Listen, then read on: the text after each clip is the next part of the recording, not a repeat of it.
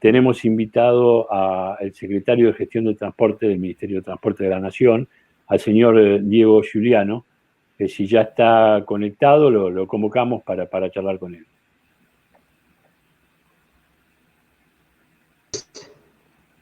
Ahí. Buenas tardes. Ahí está. Buenas tardes, secretario, ¿cómo está? Muchas gracias por acompañarnos. Muchísimo gusto en poder estar junto a ustedes en este momento tan importante, ¿no? De un aniversario, pero también de una continuidad de 23 años de un suplemento como Transporte y Cargo que en el diario El Cronista ha tenido la capacidad de generar agenda en materia de transporte, de abrir el debate, de transparentar la discusión. 23 años es ya un joven adulto. Así que han encontrado eso en la Argentina de nuestros días, y cuando celebra uno el transcurso del tiempo, no solamente celebra el transcurso del tiempo, celebra todo lo logrado, todo lo discutido, todo lo sintetizado en el suplemento que uno va siguiendo desde hace mucho tiempo, por supuesto. No sé si tanto, de 23 años, pero estuvimos siempre, por supuesto, analizando y viendo las cosas que ustedes publican. Así que un placer enorme poder acompañarlos en este momento, abrir esta jornada desde la Secretaría de Transporte de la Nación. Todos estamos viviendo un momento particular, el mundo vive un momento particular. El transporte, algunos académicos sostienen que estamos en la crisis más grande de la historia. Aquella crisis similar a la de las grandes guerras o a de las grandes pandemias.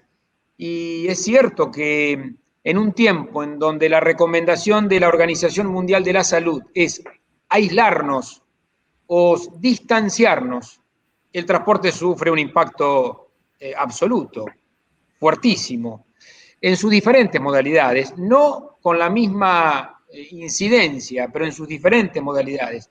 La incidencia en el transporte urbano de pasajeros es enorme, es fuertísima. Han cambiado las movilidades, han cambiado las movilidades en las ciudades. Fíjense que hay ejemplos hoy, lo que se puede estudiar en el mundo. Las ciudades van arrancando durante la pandemia, en el afloje de la pandemia, y seguramente lo harán fuerte en la pospandemia. Las ciudades arrancan. Lo que no siempre arranca es el transporte público de pasajeros. Hay una enorme desconfianza, hay la necesidad de relanzar el transporte público de pasajeros en todas sus modalidades.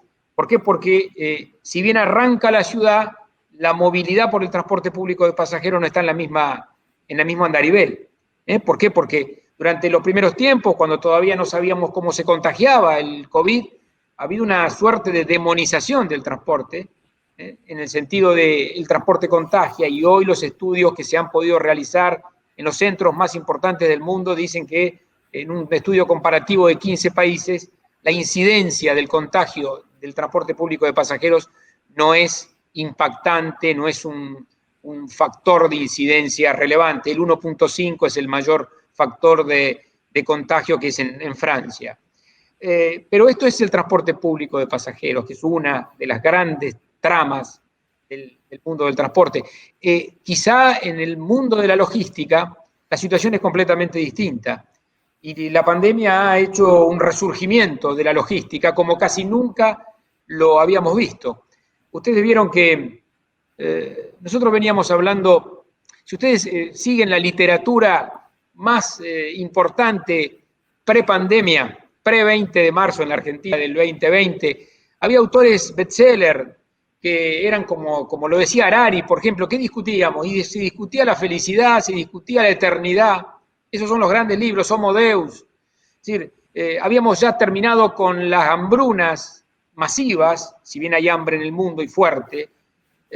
Habíamos terminado con las grandes guerras, si bien hay guerras focalizadas. Y habíamos terminado también con todo lo que era la pandemia, las grandes pandemias. Bueno, este ego de la humanidad del siglo XXI ha caído fuertemente a raíz de un coronavirus que ha perforado nuestras economías, nuestra vida social y todo lo que es la economía también de las regiones. Entonces, Esto ha significado, desde el punto de vista de la logística, un avance muy importante. ¿Por qué? Porque las nuevas modalidades de comercialización, las nuevas modalidades de relacionamiento tienen que ver con la logística más que nunca. Entonces, cuando uno analiza el transporte, tiene que analizarlo secuenciadamente, lo tiene que analizar por modalidad y también por su factor de incidencia en las economías. El transporte es la consecuencia siempre, ¿no? Siempre lo decimos. Es la consecuencia de la actividad económica, de la actividad institucional, de la educación, es la consecuencia de la actividad social, es la consecuencia. Entonces, es un momento interesante, como dicen algunos filósofos, es un momento interesante. Esto no quiere decir que sea bueno, ni es un momento interesante para generar estos debates, estos análisis, estas síntesis, escuchando a los actores involucrados en el transporte, hablando de la modalidad, de cada una de las modalidades y de lo que viene. Siempre planteamos que es necesario en este tiempo llegar a la otra orilla. Llegar a la otra orilla quiere decir llegar a la pospandemia, a la nueva normalidad. Y creo que nuestro rol en el Estado, en este caso a través de la gestión del ministro Alexis Guerrera en el ámbito nacional, y en nuestro caso acompañándolo a él desde la Secretaría de Transporte Nacional, es justamente interpretar este momento histórico complejo pero apasionante. Porque en la Argentina se dan también algunas cuestiones que tienen que ver con el cierre de algunas etapas que han tenido luces y que han tenido sombras. Este es el año o la secuencia de años en donde tenemos la conclusión de la concesión hidrovía, vía de navegación central, troncal, Paraná-Paraguay. Este es el tiempo en donde comienza la secuencia de justamente el final de las concesiones ferroviarias de cargas, de las concesiones ferroviarias también de pasajeros, que tienen estado de precariedad.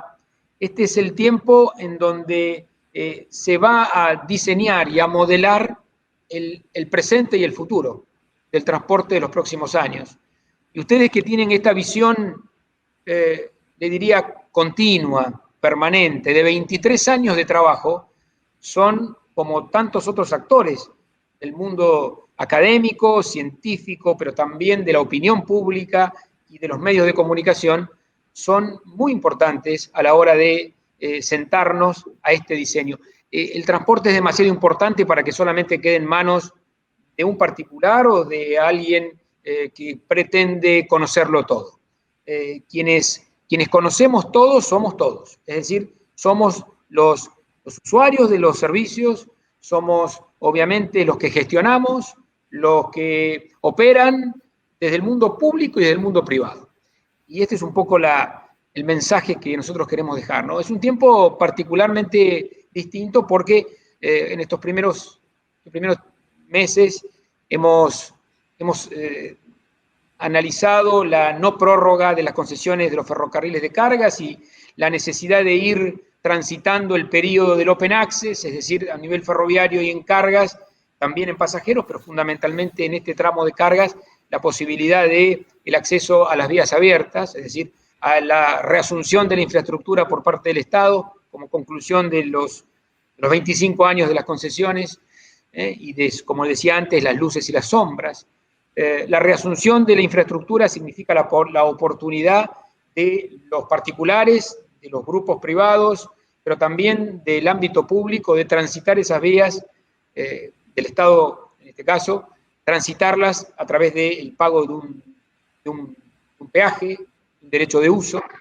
Este es un trayecto que estamos inaugurando, un fuelle que tiene que ver incluso con el rol del Belgrano Cargas y Logística, que en 2 años ha podido demostrar que es capaz de mejorar su situación en materia de la operación de carga. Ustedes saben que la Argentina es un país que tiene solamente un 5% de participación ferroviaria en la carga, un 91% de participación del camión, del automotor de carga, y solamente un 4% de participación del agua en el sistema de cargas.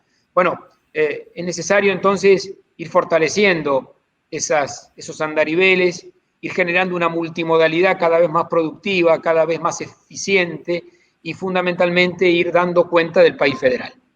Es el gran tema de los argentinos. El federalismo, lamentablemente, ha quedado en los papeles y ha sido muy difícil de poder construirlo desde la gestión pública y desde la gestión privada, incluso, porque los problemas de la centralidad de las decisiones son que no son eficientes, no son eficaces, y terminan por perjudicar y por desnivelar.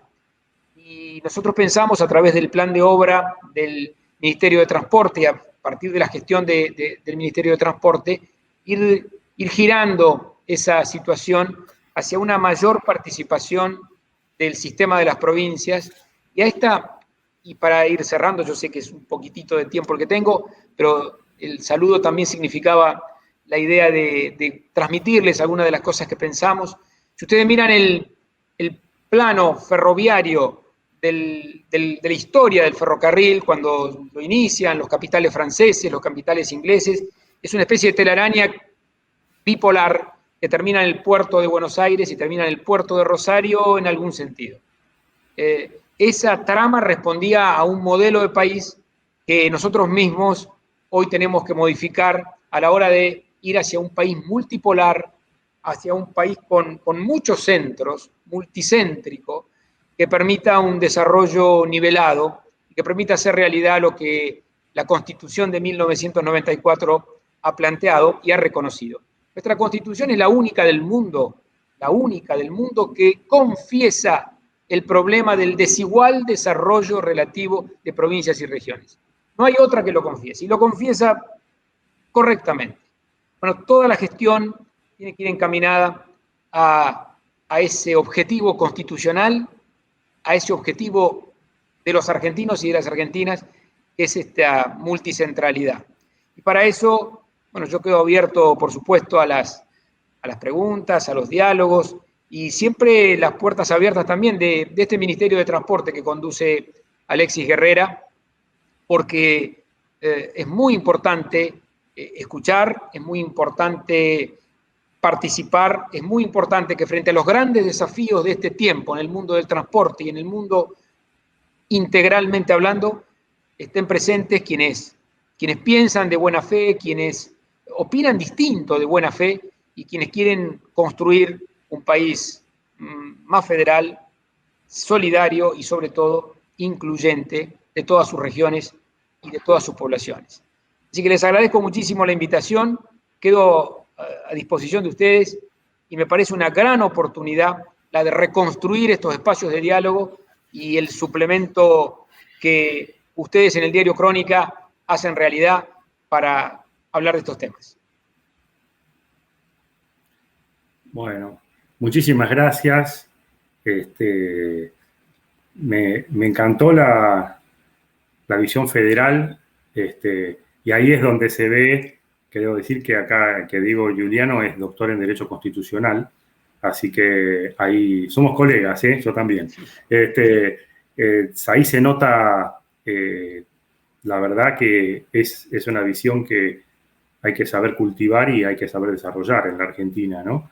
Y quería preguntarle si hay yo creo que uno de los mayores proyectos de infraestructura que tiene hoy la Argentina y que más se apoya en el federalismo es la hidrovía, ¿no? La vía troncal del Paraná. Y salió publicado hace poco el decreto de emergencia hídrica. Y el artículo 10 del decreto establece para el Ministerio de Transporte también la posibilidad de dar quizás un poco más facultades, de acuerdo, por supuesto, a la emergencia, para que la navegación no se detenga y que el dragado no se detenga. ¿Esa norma puede servir de alguna manera para agilizar el proceso? Y porque la hidrovía no puede estar un día sin dragarse, ¿no? Y más con la emergencia que tenemos. Pero la extensión de la concesión, 90 días hábiles, terminan en septiembre. Ahí están viendo, ¿este decreto puede servir como un mecanismo también para agilizar decisiones? Bueno, el decreto de la emergencia hídrica que, Agustín, vos conocés, tiene que ver fundamentalmente con la bajante traumática que vive hoy el sistema. el sistema hídrico Paraná-Paraguay. Por supuesto que está dirigido a una inyección de 11.000 millones, vinculado fundamentalmente a la provisión de agua de las 5 millones de personas que viven en el eje central Paraná-Paraguay, en la hidrovía, ¿no? en la navegación troncal. Pero es importante analizar esto. Nosotros en el tema específico del fin de la concesión, 14 de septiembre, 0 horas, es el fin de la concesión de hidrovía. Hay un trayecto que marca el presidente Fernández que está definido y que tiene que ver con una suerte de fuelle, un fuelle de exactamente 12 meses, en el cual la Administración General de Puertos se hace cargo del mantenimiento del sistema de hidrovía como concesionario y con sus propias normas realizar contrataciones que pueden ser, obviamente, de empresas públicas o de empresas privadas, para poder llevar adelante este fuelle, ¿no? Esta situación intermedia que tiene que ver con una visión de lo que viene. La hidrovía es un eje de integración latinoamericana, pero además, como todos ustedes saben, tiene una centralidad enorme, impacta en 5 países, tiene 7 provincias costeras y lleva el 80% de lo que exporta la Argentina. Es una de las grandes ventajas competitivas de nuestro país, ¿no? Acercamos el barco oceánico, el barco que está en el medio del mar, al corazón productivo del país, y aumenta las posibilidades de nuestras economías regionales, y es algo demasiado importante para que solamente esté con un modelo de concesión propio de los 90. Nosotros discutimos la concesión. Lo del concesionario obviamente se analiza a través de los organismos que van haciendo el seguimiento de las concesiones. Pero el modelo de concesión sí lo hemos discutido, y el presidente ha decidido, y el ministro Guerrera también, de que en vez de seguir prorrogando las prórrogas de las prórrogas, una modalidad que no es saludable en el sistema, se tome una decisión de generar un nuevo modelo de concesión con normas ambientales. Acuérdense que cuando la hidrovía surge, la Constitución del 94 estaba en pañales, por lo tanto los pisos de protección ambiental y los techos de protección ambiental eran distintos. Hoy tenemos normativa ambiental con mucha más sofisticación. Hoy tenemos la necesidad de que participen las provincias. Las 7 provincias costeras van a estar sentadas en el ente. Y hoy tenemos necesidad de controlar, de tener un control más moderno, más eficiente. Y creo que todo eso va a venir virtuosamente a beneficiar lo que le interesa al operador de la hidrovía, lo que le interesa al usuario, es comercializar rápido y de lo más económico posible sus productos. Por lo tanto, creo que hay un punto de fuelle y un punto de más a largo plazo. Creo que el decreto al cual vos te referís, de la emergencia hídrica, si bien se orienta fuertemente a lo que es la provisión del agua potable y a lo que es la satisfacción de las necesidades básicas, en este caso de las comunidades costeras y próximas a hidrovía, bueno, fue necesario plantearlo. El Estado Nacional debía reconocer esta circunstancia y auxiliar.